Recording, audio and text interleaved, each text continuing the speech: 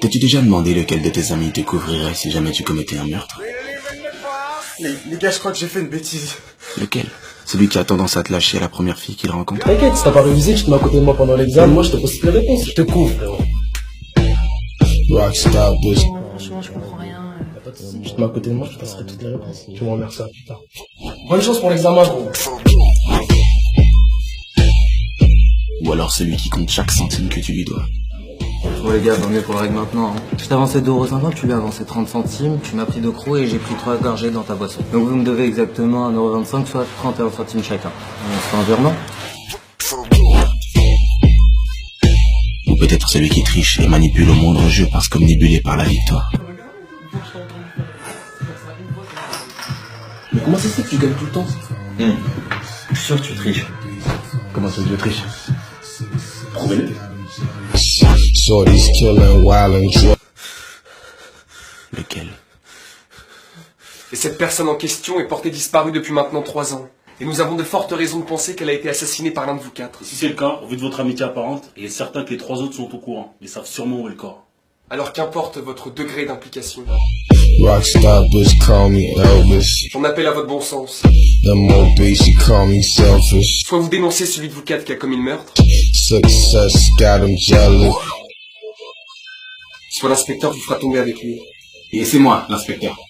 This the crazy shit in the club. Je me présente, je suis l'inspecteur principal chargé de cette affaire et voici Pierre, l'inspecteur adjoint. J'aime beaucoup ce genre d'affaires, mais malheureusement elles sont toutes extrêmement simples à régler. On commence par interroger le plus faible d'entre vous, on vous isole tous dans une pièce différente et vous vous dénoncez tous mutuellement en moins de 2 heures. Pierre, vous avez trouvé le plus faible? Toi, viens là.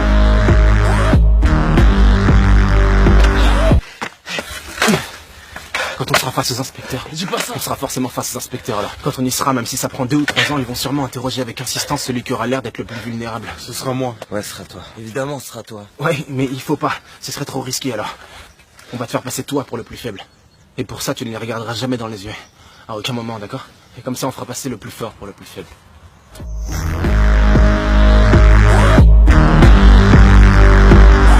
Attendez.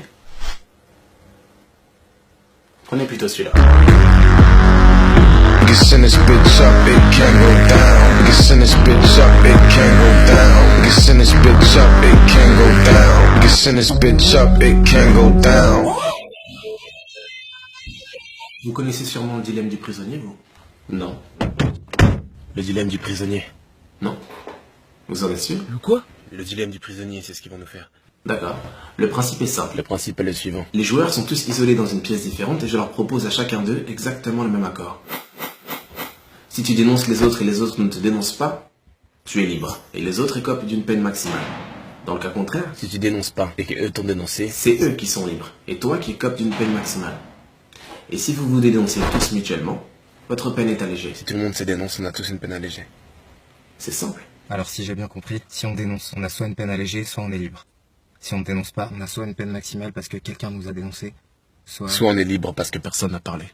Ah oui, vous en avez sûrement déduit qu'il vous suffit de ne pas vous dénoncer tous pour être libre, mais la raison pour laquelle le dilemme du prisonnier est infaillible, c'est le manque de communication.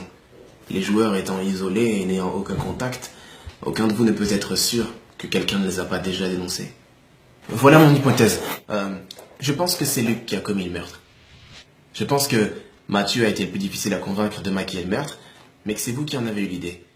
Je pense que c'est Thomas qui a conduit la voiture et Mathieu a sûrement fourni des outils tels que des pelles peut-être. Vous avez sûrement enterré le corps dans une forêt en pleine nuit. Qu'est-ce que vous pensez de mes déductions?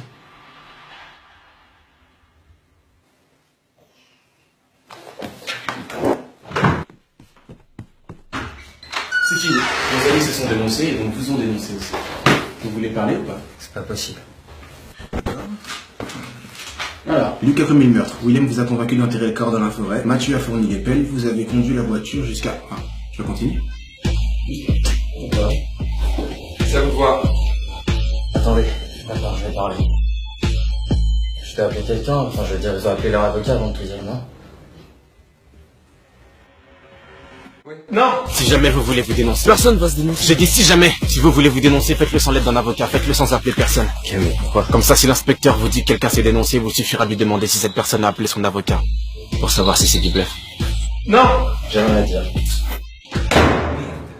C'est con, quoi. Ne me faites pas croire que vous aviez compris.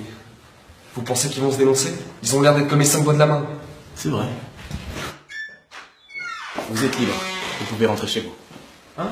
Nous sommes maintenant sûrs que vous êtes innocent. Vous pouvez y aller. Et les autres? Les autres sont inculpés. Ils seront arrêtés. Nous pensons d'ailleurs que vous avez été embarqués de force dans cette histoire. C'est terminé maintenant. Vous pouvez y aller. Non. Ah, vous devez être en état de choc. Ah, messieurs, accompagnez-le, s'il vous plaît. C'est moi.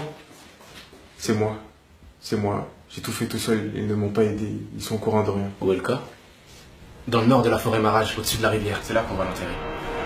Forêt Marage au nord, au-dessus de la rivière. Vous avez entendu? Vous aviez plutôt bien joué, mais vous avez perdu. Échec. Vous aviez tout prévu, mais c'est très étonnant que vous n'ayez pas pensé que votre ami se dénoncerait lui-même par amitié. Très étonnant même. Dans le nord de la forêt Marage, c'est là qu'on va l'enterrer. Mais où est-ce qu'elle est la forêt Marage? Je l'ai inventé, c'est pas là qu'on va. Il va forcément vouloir se dénoncer à un moment ou à un autre. Alors par précaution, il ne faut absolument pas qu'il connaisse l'adresse. S'il ne sait pas où est le corps, ses aveux ne vaudront rien.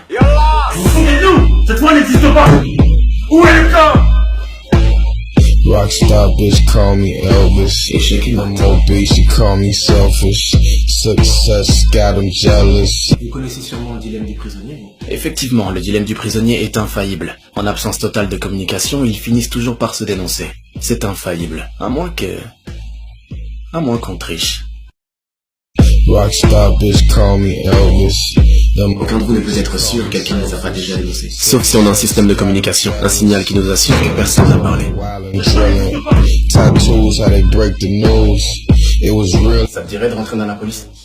Last night my bitches came in twos, and they both sucked like they came to lose. Dropped out first day of school, cause niggas got cocaine to move.